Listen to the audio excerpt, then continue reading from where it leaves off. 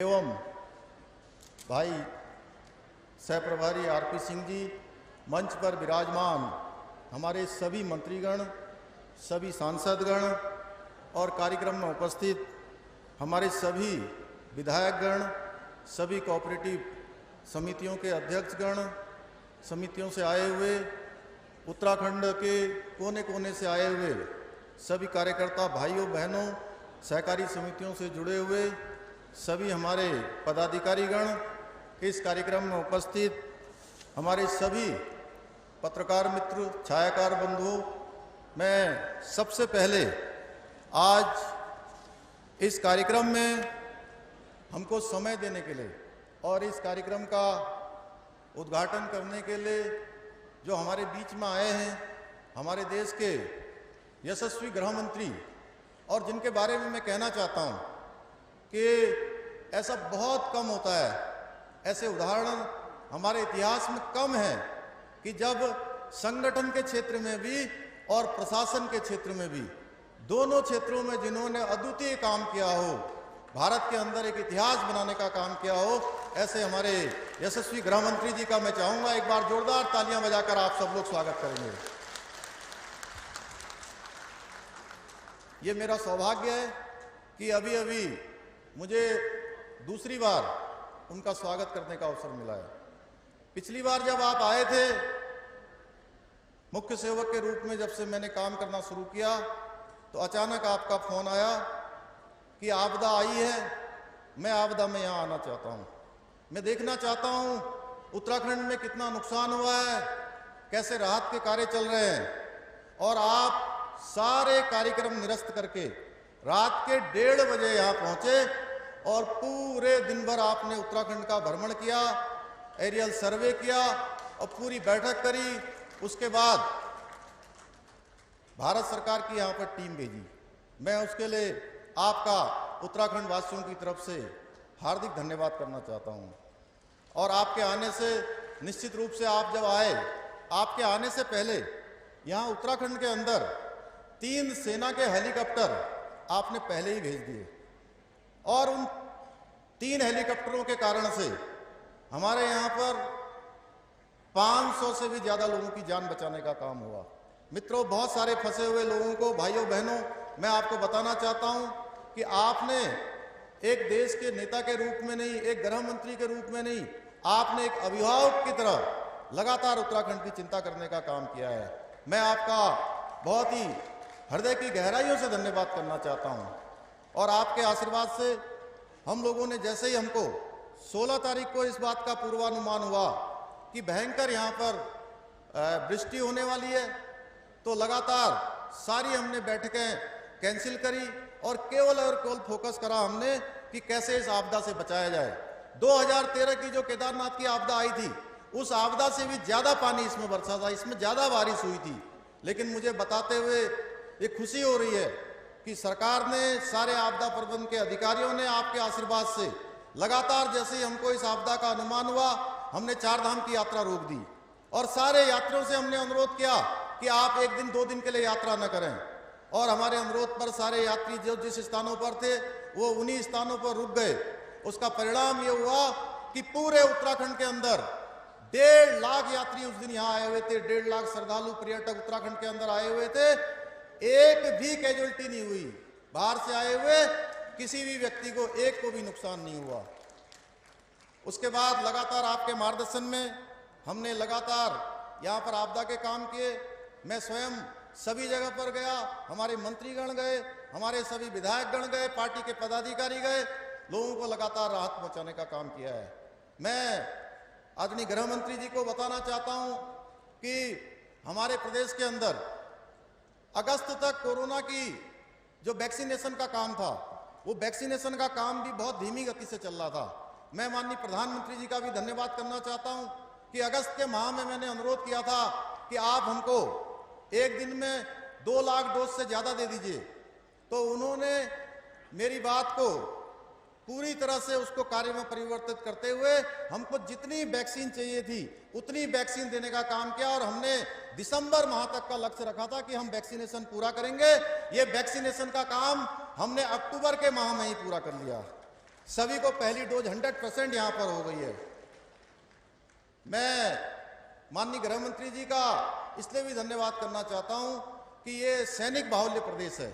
हमारे इस सैनिक बाहुल्य प्रदेश के अंदर न जाने कितने लोगों ने, सैकड़ों लोगों ने, हजारों लोगों ने जिस कश्मीर को बचाने के लिए अपने प्राणों का बलिदान दिया, अपने प्राणों की आहुति दी, उस कश्मीर से आज तक जो काम कोई कर नहीं पाया, धारा 370 हटाने का काम, 2 विधान और 2 प्रधान जो ये संविधान था उसको हटाने का काम भी आपके नेतृत्व में हुआ है।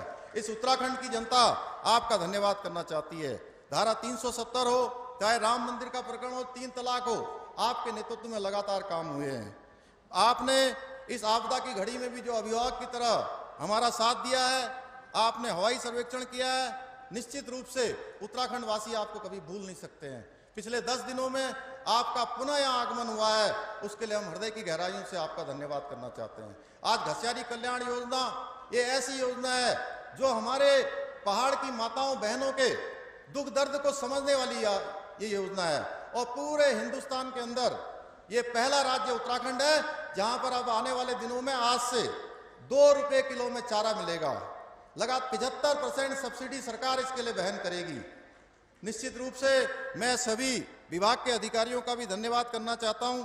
हमारे यहाँ पर सरकार ने बहुत सारी योजनाएं चलाई हैं, लगातार हमने फैसले लिए हैं।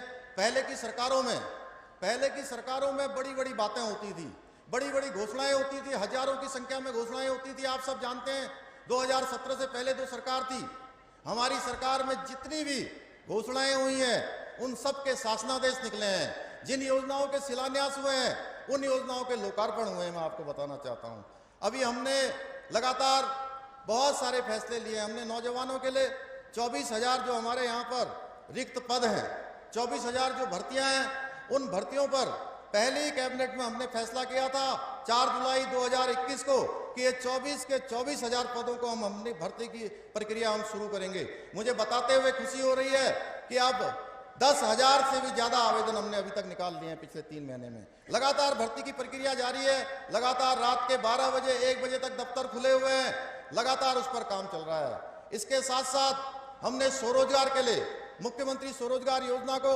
और ज्यादा धरातल पर उतारने के लिए हमने कहा है, वो भी एक सिंगल विंडो के आधार पर कि एक स्थान पर ही लोगों के फार्म भरे जाएंगे, एक जगह पर ही उनका पंजीकरण होगा, एक ही स्थान पर उनकी स्क्रूटनी होगी और जितने भी प्रमाण पत्र बनने होंगे वो एक ही स्थान पर बनेंगे। चाहे जाति प्रमाण पत्र होगा, निवास प्रमाण पत्र होगा, आय प्रमाण पत्र होगा, चरित्र प्रमाण पत्र होगा, सारे प्रमाण पत्र एक जगह पर भरे जाएंगे और बैंक के लोग भी वहीं पर आकर उनको जो है ऋण देने का काम करेंगे।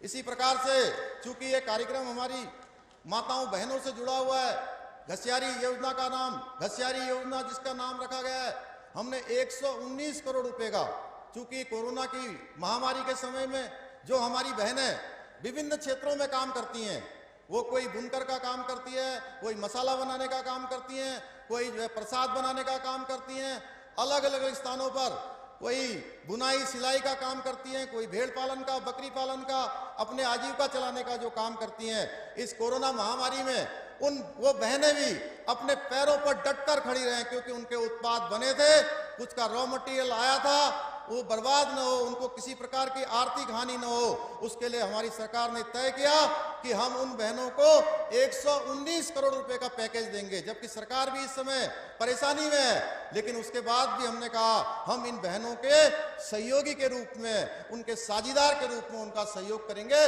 और 5 लाख रुपए तक का ऋण बिना ब्याज देने की हमने व्यवस्था करी है। अगले 6 महीने तक उनके सारे ऋण माफ किए हैं। इसी प्रकार से 4 धाम यात्रा जो हमारी प्रभावित रही, 4 धाम यात्रा के कारण से बहुत सारे लोगों का रोजगार चलता है, बहुत सारे लोगों का व्यापार चलता है, उनकी जो यात्रा चलती है उससे पूरे साल भर का काम चलता है, उनके भी आजीविका पर बुरी तरह से प्रभाव पड़ा। उसके लिए भी हमने 200 करोड़ रुपए का एक पैकेज दिया और 200 करोड़ का पैकेज देने के लिए लगातार डीबीटी के माध्यम से अगले 6 महीने तक सबके खातों में पैसा आना शुरू हो गया है। मैं सभी का इसलिए धन्यवाद करना चाहता हूं कि वो सारे लोग भी आकर सरकार का बार बार धन्यवाद करने आ रहे हैं। इसी प्रकार से स्वास्थ्य के क्षेत्र में भी हमने जो हमारे नीचे से लेकर एएनएम से आशा है, हमारे हेल्थ वर्कर हैं, फार्मासिस्ट हैं, डॉक्टर हैं, उन सभी के लिए भी हमने 200 करोड़ रुपए का पैकेज दिया, उनको भी डीबीटी के माध्यम से उनके खातों में देने का काम हो रहा है।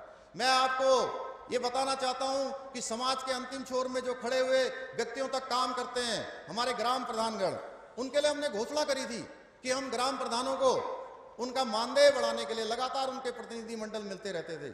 हमने ग्राम प्रधानों का मानदेय भी 1,500 रुपए से बढ़ाकर 3,500 रुपए कर दिया, और केवल एक घोषणा नहीं करी, इसका शासनादेश भी निकल गया है, ये योजना लागू भी हो गई है। इसी प्रकार से एक नौजवानों के लिए, युवाओं के लिए हमने स्वस्थ युवा स्वस्थ उत्तराखंड के नाम से एक योजना चलाई है, उसका भी हम जल्दी से जल्दी शासनादेश निकालने वाले हैं। पूरे प्रदेश के अंदर जो हमारे युवा सेना में जाना चाहते हैं, अर्धसैनिक बलों में जाना चाहते हैं, अपना प्रशिक्षण करना चाहते हैं, उन सभी के लिए अब वहां पर एक जिम, ओपन जिम प्रत्येक ग्राम पंचायत में खोला जाएगा। अभी हमने हमारे जो सरकारी कर्मचारी हैं, उन सरकारी कर्मचारियों के लिए लंबे समय से उनकी मांग थी, उनके लिए हमने गोल्डन कार्ड की जो प्रक्रिया है, उस प्रक्रिया के तहत जितने भी जो है उसकी उसके अंतर आने वाली फॉर्मेलिटीज हैं, सारी फॉर्मेलिटीज को करते हुए उनके लिए वो योजना बहाल कर दी है। हर क्षेत्र में अभी जो हमारे मलिन बस्तियों में रहने वाले हैं, मलिन बस्तियों में रहने वाले भाई बहनों को अब ये चिंता नहीं करनी है कि उनको वहां से हटाया जाएगा। उनके लिए हमारी सरकार ने कैबिनेट में दोबारा से उसको 3 साल के लिए बढ़ाने का काम किया है। नजूल भूमि पर रहने वाले हमारे गरीब भाई बहनों के लिए, उनके लिए भी हमने नजूल में अभी कैबिनेट ने हमने फैसला किया कि हम उनके लिए भी एक्ट लाने वाले हैं। हमारे बिजली कर्मचारियों के लिए हो, चाहे उपनल कर्मचारियों के लिए हो, उनके लिए भी हमने 2000, जिनके 10 साल तक की सेवा हो गई है उनको 2000 बढ़ाने का, और जिनके 10 साल से ज्यादा सेवा हो गई है उनको 3000 रुपए बढ़ाने का हमने निर्णय किया है। मैं आज के अवसर पर हमारी आशा बहनों का भी हमने मानदेय बढ़ाया है। लंबे समय से उनकी मांग थी कि हमारा मानदेय बढ़ाया जाना चाहिए। इसी प्रकार से आंगनबाड़ी बहनों का भी हम बढ़ाने जा रहे हैं। हर क्षेत्र में हम आपके आशीर्वाद से सबके लिए कुछ न कुछ करने वाले हैं। आज के अवसर पर चूंकि आपको सुनने के लिए पूरे उत्तराखंड से लोग आए हुए हैं, मेरे पास योजनाएं बहुत सारी हैं, मैं आपसे बाद में भी बात करूंगा, लेकिन आज हम आदरणीय गृह मंत्री जी को सुनना चाहते हैं, इसलिए मैं उनके और आपके बीच में ज्यादा देर नहीं रहना चाहता हूं। आप सब लोग दूर दूर से आए हैं, मैं आप सबका धन्यवाद करना चाहता हूं। आप सबकी तरफ से माननीय गृह मंत्री जी का एक बार पुनः स्वागत एवं अभिनंदन करते हुए अपनी वाणी को विराम देता हूं। बहुत बहुत धन्यवाद। जय हिंद, जय भारत, जय उत्तराखंड। धन्यवाद माननीय। सौभाग्य से अब वो क्षण साकार हो उठे हैं जब हम आशीर्वाद प्राप्त करेंगे भारत के प्रथम सहकारिता मंत्री, माननीय मुख्य अतिथि केंद्रीय गृह एवं सहकारिता मंत्री श्री अमित शाह जी का आशीर्वाद हम प्राप्त करेंगे।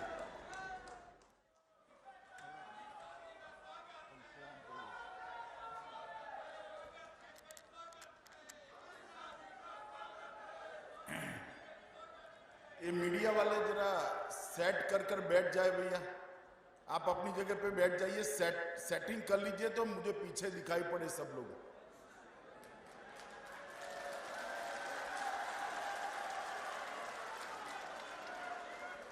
मेरे साथ बोलिए, भारत माता की। भैया देवभूमि वीर भूमि वालों की आवाज को क्या हो गया है? ऐसी आवाज होती है। फिर से उत्तराखंड में पूर्ण बहुमत की भारतीय जनता पार्टी की सरकार बनानी है। मेरे साथ दोनों हाथ उठाइए, विजय के संकल्प का मुट्ठी भींचे और प्रचंड आवाज से बोलिए, भारत माता की, भारत माता की, भारत माता की। भाई जरा प्लीज बैठ जाइए, मैं जिद्दी टाइप का आदमी हूं, मैं नहीं बोलूंगा तब तक। आप माइक सेट कर बैठ जाइए कृपया। मैं यहीं रहकर बोलने वाला हूं, कुछ नहीं होगा नया। वो जैकेट वाले भाई साहब आप भी बैठ जाइए।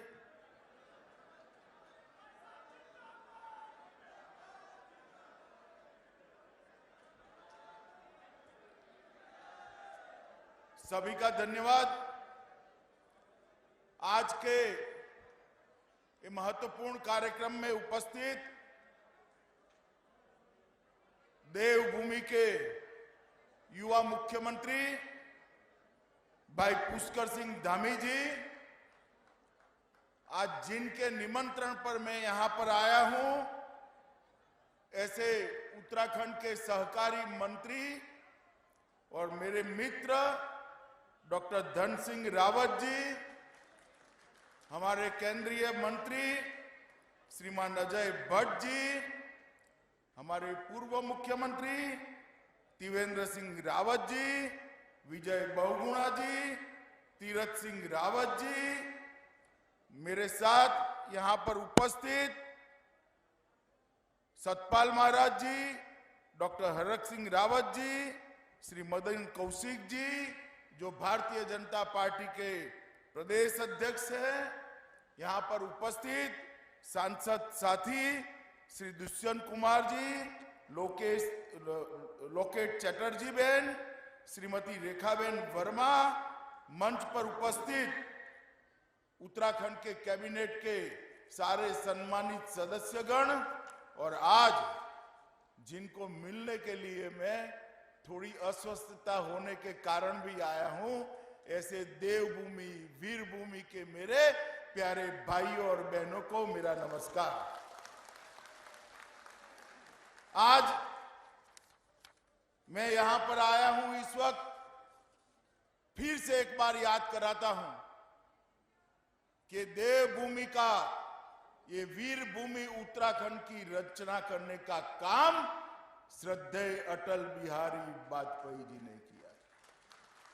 न जाने कितने युवा ये आंदोलन करते करते मांग पर, ये उत्तराखंड की मांग पर शहीद हो गए।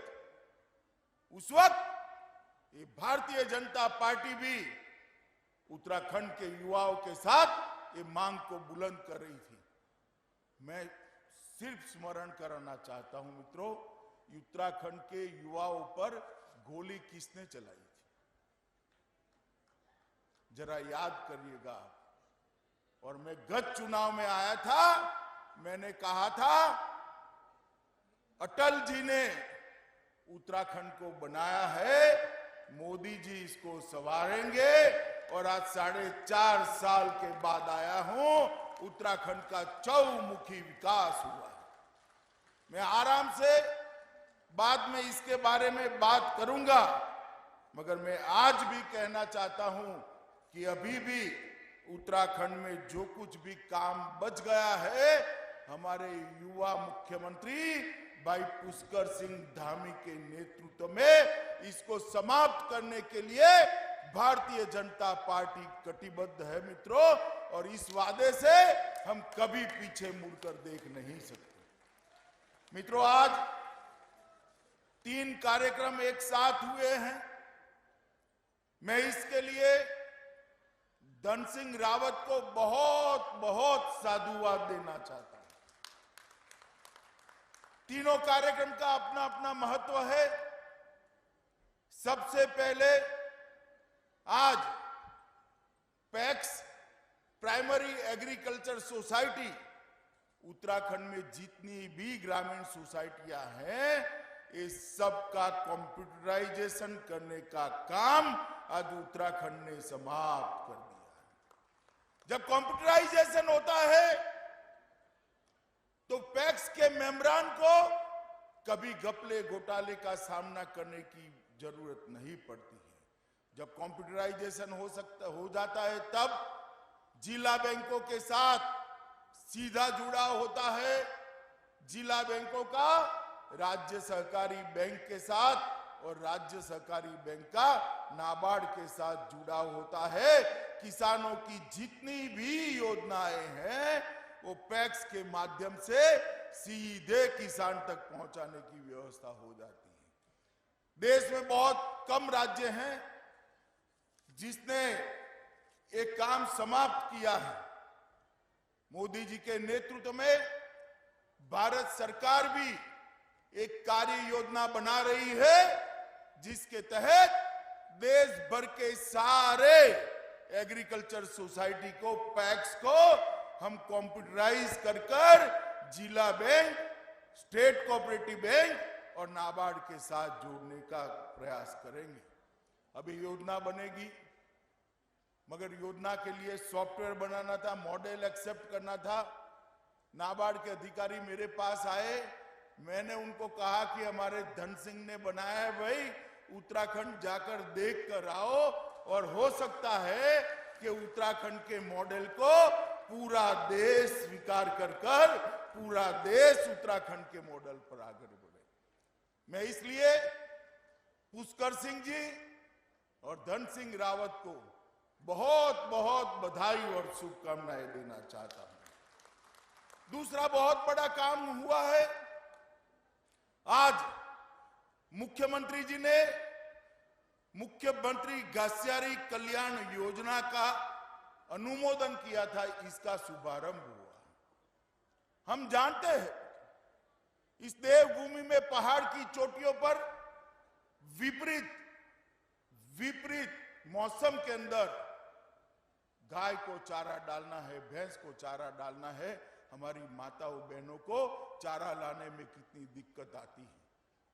यहां पर लगभग 1000 एकड़ की खेती और 2000 किसान ये मक्के की खेती करेंगे, और उसमें से एकदम साइंटिफिक तरीके से पौष्टिक पशु आहार बनाने की यहां पर योजना हुई है।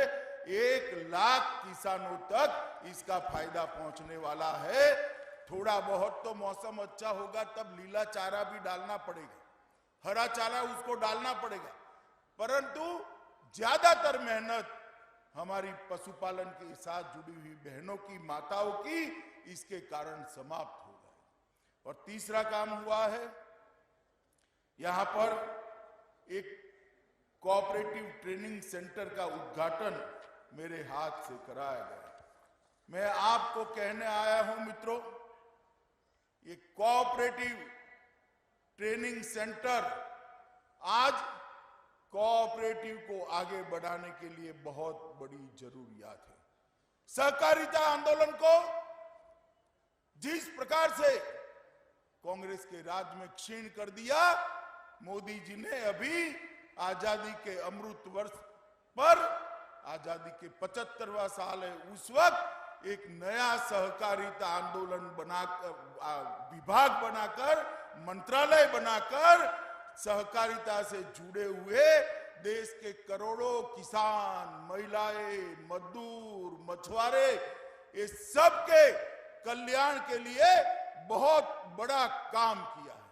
मित्रों, किसी को इतने साल तक ये याद नहीं आया कि ये छोटा किसान, मझला किसान, ये मछुआरे, ये दूध का व्यापार करने के लिए तरसती अपनी माताएं, बहनें, पशुपालन करने वाला भाई अगर सहकारिता आंदोलन मृतप्राय होता है तो उनका क्या होगा। मगर मोदी जी गरीब के घर से आते हैं, गरीब का दर्द उनके दिल में रहता है। उन्होंने सहकारिता विभाग बनाया, सहकारिता मंत्रालय बनाया, और मेरे लिए भी सौभाग्य की बात है कि पहला सहकार मंत्री बनने का सौभाग्य उन्होंने मुझे दिया। और जब सहकारिता को बढ़ावा देना है तो प्रशिक्षण के बगैर, ट्रेनिंग के बगैर सहकारिता का बढ़ावा नहीं हो सकता। मित्रों, इसलिए आज ये ट्रेनिंग इंस्टीट्यूट जो बनने जा रहा है उसका भी बहुत बड़ा फायदा है। मगर ये मुख्यमंत्री घासियारी कल्याण योजना है, उसका बहुत बड़ा फायदा है। 50% सब्सिडी पर, सिर्फ 2 रुपया किलो पर इनको ये पशु आहार दिया जाएगा। ढेर सारे अकस्मात से, ढेर सारी आपदाओं से ये माताएं, बहनें बचेगी। उनका बचा हुआ समय बच्चों को पढ़ाने के लिए भी लगा सकती है, घर में कुछ और काम भी कर कर अपनी आय भी बढ़ा सकती है, और साथ में पशुपालन भी कर सकती है। और इस प्रकार की जो साइंटिफिक फूड देने की व्यवस्था करी है, उसके पशुओं का स्वास्थ्य और इसके साथ साथ इनकी दूध देने की क्षमता की भी वृद्धि होगी। इस प्रकार से इसको तैयार किया गया। मैंने डिटेल इसका स्टडी किया। मैं फिर से एक बार मुख्यमंत्री जी को बधाई देना चाहता हूं कि मक्के की फसल इतने एकड़ में कोऑपरेटिव तरीके से करना बहुत कठिन था, जिसको आपने जमीन पर उतारा है। और मक्का मित्रों, आप जानते हैं 90 से 100 दिन के अंदर खेत को खाली कर देता है। तो एक बार मक्का बनाया, बाजार में दे दिया, इससे उसको प्रोसेस कर पशु आहार बनाया, और फिर इसका दूसरा सब्जी का या कोई भी वो करना है तो अपनी खेती किसान कर सकते हैं। मित्रों, आज मैं यहां आया हूं तब कोई लंबी बात करनी नहीं है। मैं मगर देखता हूं अभी कांग्रेस वालों को इलेक्शन जब आता है तब इनकी सीजन आ जाती है, तुरंत नए कपड़े सिला देते हैं। 5 साल तक कहां थे, कोई हिसाब किताब नहीं। बाढ़ आई कहां थे, कोई हिसाब किताब नहीं। कोरोना आया कहां थे, कोई हिसाब किताब नहीं। और जब इलेक्शन आता है, अलग अलग मुद्दों पर धरना, प्रदर्शन, प्रेस कॉन्फ्रेंस। रावत साहब, अब आपको जान गई है जनता। आप जरूर इलेक्शन लड़िए, मगर मैं आपको यहां कहने आया हूं, आप यहां मुख्यमंत्री थे तब नकली शराब डेनिस का जो पूरा घपला घोटाला हुआ था, इसका जरा उत्तराखंड की सरकार को जवाब तो दीजिए मित्रों। देना चाहिए या नहीं देना चाहिए? अरे पीछे भी बोलिए जरा, देना चाहिए या नहीं देना चाहिए? मित्रों, ये कांग्रेस भ्रष्टाचार, घपले, घोटाले का पर्याय बनी हुई। ये किसी भी राज्य में कल्याण का काम नहीं कर सकती। ना वो गरीबों का सोच सकती है, ना अच्छा प्रशासन का सोच सकती है। गरीब कल्याण और अच्छा प्रशासन मोदी जी के नेतृत्व में केवल और केवल भारतीय जनता पार्टी दे सकती है, और कोई नहीं। मित्रों, 2017 में जब चुनाव हुए, मैं ही भारतीय जनता पार्टी का राष्ट्रीय अध्यक्ष था। मैं इस देवभूमि पर आया था। हमने हमारा एक घोषणा पत्र जारी किया था, और घोषणा पत्र को लेकर कोई भी स्टडी कर दे, हमने 85% से ज्यादा हमारे वादे समाप्त कर दिए। तो 85%। और मैं यहां पर चैलेंज देकर जाता हूं रावत साहब को कि रावत साहब, आप कांग्रेस में थे, उसका घोषणा पत्र था, आपकी सरकार में रहते, मुख्यमंत्री के नाते सारी घोषणाओं थी, इसका सूची बना दो। मैं मेरे युवा मोर्चा के अध्यक्ष को भेजता हूं, यहां हो जाए देहरादून के चौराहे पर 2-2 हाथ, एक बार चर्चा। ये कांग्रेस पार्टी वादा खिलाफी करने वाली पार्टी है। ये कांग्रेस पार्टी राजनीतिक रूप से सत्ता हत्या कर उसका उपभोग करने वाली पार्टी है। वो कभी भी किसी लोक कल्याण का काम नहीं कर सकती। अरे यहां तक मित्रों, मैं आया था, कुछ लोग मुझे मिलने आ गए, मेरा काफला रुक गया था, तो मैंने पूछा भाई क्या हुआ? तो कि साहब आपको मालूम नहीं है शुक्रवार है। क्यों, शुक्रवार को क्या होता है? मैं तो थोड़ा सोचने लगा कि मुझे मेरा जनरल नॉलेज वीक हो गया, शुक्रवार में क्या होता है? तो उसने कहा शुक्रवार को नेशनल हाईवे बंद कर वहां नमाज पढ़ने की इजाजत दे देते हैं। शुक्रवार को छुट्टी देने की भी हिमाकत करने की सोची थी इन्होंने। मित्रों, ये तुष्टीकरण और अपीसमेंट करने वाले, ये तुष्टीकरण और अपीसमेंट करने वाले कभी भी देवभूमि का काम नहीं कर सकते। और यहां पर आकर बड़े बड़े आवाज से हमारे पुष्कर धामी को सवाल करते हैं, भैया रावत साहब, आप जरा आपका स्ट्रिंग ऑपरेशन एक बार देखकर आ जाइए, तो आपको मालूम पड़ेगा आपको बोलना चाहिए या नहीं बोलना चाहिए। मित्रों, कांग्रेस पार्टी कभी भी उत्तराखंड का भला नहीं कर सकते। उत्तराखंड के अंदर विकास की बयार तभी आई जब संपूर्ण बहुमत की भारतीय जनता पार्टी की सरकार, ये उत्तराखंड की जनता ने भारतीय जनता पार्टी को दी। और मोदी जी ने, पहले त्रिवेंद्र सिंह थे, तीरथ सिंह थे और पुष्कर सिंह आए, मोदी जी ने हमारे तीनों मुख्यमंत्रियों को साथ लेकर एक विकास का नया संपुट बनाया है। इसके कारण आज उत्तराखंड आगे बढ़ रहा है।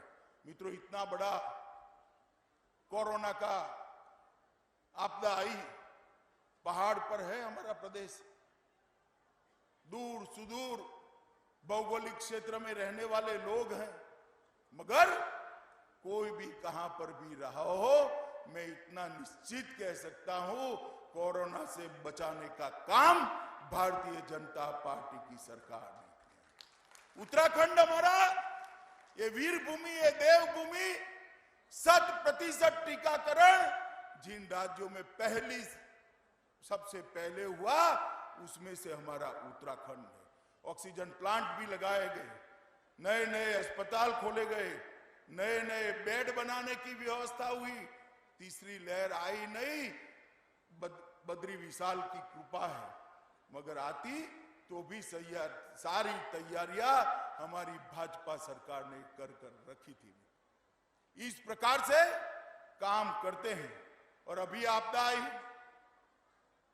आपदा के अंदर जैसे ही भारत सरकार से सूचना मिली, मुख्यमंत्री जी अयोध्या थे, सारे कार्यक्रम बंद कर वापिस आए और एक भी यात्री की जान नहीं गई है। मित्रों, एक भी यात्री की जान नहीं गई। दूसरे दिन ही रेस्क्यू ऑपरेशन आया, शुरू हो गया। मैं आया रात को, बड़े सवेरे 9 बजे रिव्यू बैठक चालू हुई। मैं तो आश्चर्यचकित हो गया, मेरे करने के लिए कुछ बाकी ही नहीं था। तो मैंने फिर सिर्फ बधाई देकर वापिस जाना ही उचित समझा। और मित्रों, हवाई निरीक्षण में मैं जहां जहां गया, मुख्यमंत्री, राज्य के चीफ सेक्रेटरी और डीजीपी तीनों को वल्नरेबल पॉइंट्स मालूम थे, कहां प्रॉब्लम है, कहां अभी सुधार करना है। इस प्रकार की जागरूक सरकार जब हो, तभी विकास हो सकता है। मित्रों, आज मैं यहां पर आया हूं, तब ये भी कहना चाहता हूं कि गंगा जल के वितरण के लिए भी कोऑपरेटिव तरीके से एक नया काम शुरू हुआ है और इससे देश भर के मां गंगा के प्रति श्रद्धा रखने वाले श्रद्धालुओं को घर बैठे गंगा जल भी मिलेगा और उनका मोक्ष का रास्ता भी खुल जाएगा। आज मैं यहां आया हूं, अपना केदार धाम क्षत विक्षत हो गया था। जब आपदा आई तब 5 तारीख को प्रधानमंत्री जी उसका वहां पर एक बहुत बड़ा भगवान आदि शंकराचार्य का मूर्ति वहां लगाने वाले हैं मित्रों, और उसके साथ देश भर के शिवालयों को उन्होंने जोड़ा है। बद्रीनाथ की योजना तैयार हो गई, काम चालू होगा। केदारनाथ का पुनर्निर्माण आज समाप्ति के आरे पर है और आपका 4 धाम संपर्क का जो सुधार था वो 890 किलोमीटर का 11,680 करोड़ के खर्चे से 4 lane road, 4 weather road, 365 day road आज समाप्ति की ओर जा रहा है। ये भारतीय जनता पार्टी भी कर सकती। उनको तो डर लगता था कि भाई केदार धाम का मंदिर बना लेंगे तो अपनी वोट बैंक क्या सोचेगी। रावत साहब, आप डरिए, हम किसी से नहीं डरते। ये बद्री विशाल और केदार धाम उत्तराखंड का नहीं, पूरे भारत का गौरव है, उसका पुनर्निर्माण होना ही चाहिए। अमृतसर कोलकाता औद्योगिक गलियारे के लिए 20,000 करोड़ का निवेश, ऋषिकेश कर्णप्रयाग नई रेल लाइन 125 किलोमीटर की 24,659 करोड़ का रेल निवेश, राष्ट्रीय राजमार्ग के नगीना काशीपुर खंड को 4 लेन का बनाना, 2500 करोड़ का निवेश, काशीपुर सीतारखंड नेशनल हाईवे 74 757 करोड़ का निवेश, विष्णुगढ़ पीपलकोटी जल विद्युत परियोजना 450 मेगावाट की 3860 करोड़ का निवेश, तपोवन विष्णुगढ़ जल विद्युत परियोजना 5867 करोड़ का निवेश, हरिद्वार देहरादून चौड़ीकरण योजना 593 करोड़ का निवेश, Lata Tapovan hydro electric power project 1527 crore का निवेश, मुजफ्फरनगर हरिद्वार चौड़ीकरण 754 करोड़ का प्रोजेक्ट, किसाऊ 660 जल विद्युत परियोजना 7000 करोड़ का project, Tehri pump storage plant 4825 crore का प्रोजेक्ट और देवबंद रुड़की नई लाइन परियोजना 780 करोड़ का प्रोजेक्ट। मित्रों, 85,000 करोड़ के प्रोजेक्ट एक छोटे से राज्य में मोदी जी ने एक 5 साल के अंदर भेजने का काम करा है। मैं पूछना चाहता हूं कांग्रेस के नेताओं को, मैंने तो भारत सरकार ने क्या किया इसका हिसाब दे दिया 5 साल का, 2017 से 2022 तक। भैया आपकी भी 10 साल सरकार रही थी, सरदार मनमोहन सिंह इसके प्रधानमंत्री थे, रही थी या नहीं रही थी बताओ भाई, रही थी ना। अब कांग्रेस वालों को मैं सार्वजनिक रूप से कहकर जाता हूं, ये 10 साल के अंदर आपने उत्तराखंड से के लिए क्या किया इसका हिसाब जरा ये देवभूमि की जनता को दीजिए। ऐसे नहीं चलता है, आरोप कर कर भाग जाना, आंदोलन करना, कंक्रीट विकास करना पड़ता है। हमने 85,000 करोड़ के काम गिना दिए, सब पर अभी काम चल रहा है। 5 साल के अंदर 85,000 करोड़ के काम, इसके आधे भी अगर आप 10 साल के अंदर गिना लो तो फिर माने आपकी बात को, मगर वो आएंगे ही नहीं। यहां से चले जाएंगे राहुल बाबा के वहां, फोटो खिंचाएंगे, ट्वीट करेंगे और फिर मानेंगे उत्तराखंड का भला होगा। मित्रों, ये लोग कभी उत्तराखंड का भला नहीं कर सकते, उत्तराखंड के गरीबों का भला नहीं। केवल और केवल मोदी जी के नेतृत्व में, पुष्कर धामी के नेतृत्व में भारतीय जनता पार्टी ही उत्तराखंड का भला कर सकती है और कोई नहीं कर सकता। और हम तो मानते हैं अटल जी ने उत्तराखंड को बनाया है, उत्तराखंड का विकास करने का हमारा नैतिक दायित्व है, हमारी जिम्मेदारी है। मैं आज कहने आया, उत्तराखंड की गरीब माताओं के घर में आज तक गैस नहीं जाता था, गैस भेजने का काम नरेंद्र मोदी जी ने किया। उत्तराखंड के गरीबों के घर में बिजली भी नहीं थी, एक लट्टू भी नहीं था, बिजली पहुंचाने का काम नरेंद्र मोदी जी ने किया।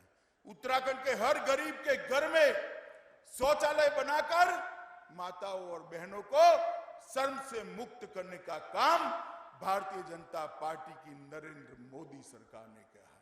उत्तराखंड के हर घर के अंदर एक हेल्थ कार्ड जिसमें 5 लाख रुपया का आयुष्य का खर्चा भारत सरकार और उत्तराखंड सरकार उठाती है, ये भेजने का काम भारतीय जनता पार्टी की नरेंद्र मोदी सरकार। और मित्रों, ये दुर्गम क्षेत्र के अंदर भी हर घर के अंदर नल से जल पहुंचाने का भी हमारा संकल्प है। और मैं विश्वास दिलाता हूं कि दिसंबर 2022 के पहले उत्तराखंड के हर घर के अंदर जल नल से पहुंचेगा और शुद्ध पीने का पानी माताओं बहनों को दूर से नहीं लाना पड़ेगा। अब जरा मुझे कांग्रेस वाले जवाब दे, क्या किया 70 साल? 4 पीढ़ी ने शासन किया, आपने क्या किया? अरे बैंक अकाउंट नहीं दे पाए थे, गरीबों के 45 करोड़ बैंक अकाउंट खोलने का काम हमारे नेता और देश के प्रधानमंत्री नरेंद्र मोदी जी ने किया है। मित्रों, मैं तो आज ये वीर भूमि उत्तराखंड की जनता को बताने आया, उत्तराखंड में कोई घर ऐसा नहीं है जहां से जवान या तो सेना में नहीं या सीएपीएफ में, देश की सुरक्षा करने के लिए उत्तराखंड के जवानों ने हमेशा अपना सर्वोच्च बलिदान दिया है। ये वीरों की भूमि, ये वीर भूमि है। और जब वन रैंक वन पेंशन की बात थी, 70 साल तक राज करने वाली कांग्रेस जवानों के लिए वन रैंक वन पेंशन की बात ही नहीं करती थी। आपने आशीर्वाद दिया, सभी सीटें भारतीय जनता पार्टी को दे दी, मोदी जी को आपने प्रधानमंत्री बनाया। एक ही झटके में 2016 में वन रैंक वन पेंशन का मसला समाप्त कर लाखों जवानों के घर में उनका अधिकार देने का काम ये भारतीय जनता पार्टी की सरकार ने। मगर मित्रों, गड्ढा बहुत बड़ा है, 5 साल में नहीं भरेगा। हमें एक मौका दीजिए, मैं आपको वादा कर जाता हूं, एक मौका दीजिए, हर घर में खुशहाली लाने का काम मोदी जी और हमारे पुष्कर धामी की टीम बनकर करेगी। हम लोग विकास में मानते हैं, हम लोग गरीबों का दर्द जानते हैं, क्योंकि हमारा नेता ही चाय बेचने वाले के गरीब परिवार में जन्म हुआ है। मित्रों, मैं फिर से एक बार आप सब लोगों को निवेदन करता हूं, आज जो 4 योजनाओं का शुभारंभ हुआ है उसकी शुभकामनाएं देता हूं, और साथ में आने वाले दिनों में उत्तराखंड की जनता कोई गलत फैसला न करेगी। भारतीय जनता पार्टी का साथ दीजिए, मोदी जी पर विश्वास करिए और पुष्कर धामी को मौका दीजिए, हम उत्तराखंड को बदल कर रखें। बहुत सारी माताएं बहनें आई, घर में मटका खरीदना होता है तो ऊपर टकोरा लगाते हैं ना, पक्की है या कच्ची है, मटकी लगाते हैं नहीं लगाते? तो भाई 50 से 75 रुपए की मटकी खरीदने में टकोरा लगाते हो, 5 साल के लिए सरकार बनानी है, जरा टकोरा ढंग से लगा देना, रॉन्ग नंबर डायल ना हो जाए, वरना ये फिर से आरोपों की राजनीति करेंगे, काम कुछ नहीं करेंगे और भ्रष्टाचार का बयार आ जाएगा। भारतीय जनता पार्टी के नेतृत्व में यहां पर विकास की एक शुरुआत हुई है, उसको सातत्य दीजिए, उसको समर्थन कीजिए, उसको आशीर्वाद दीजिए, और भगवान केदारनाथ और हमारे बद्री विशाल को पूरे विश्व के अंदर गौरव हो ऐसे विकास के साथ बैठा हुआ देखिए। इतनी ही बात कर मेरी बात को, मेरे शब्दों को विराम देता हूं। मैं आप सभी से निवेदन करता हूं, एक संकल्प के लिए दोनों हाथ उठाइए, मेरे साथ उठाइए दोनों हाथ, विजय के संकल्प की मुट्ठी बींचे।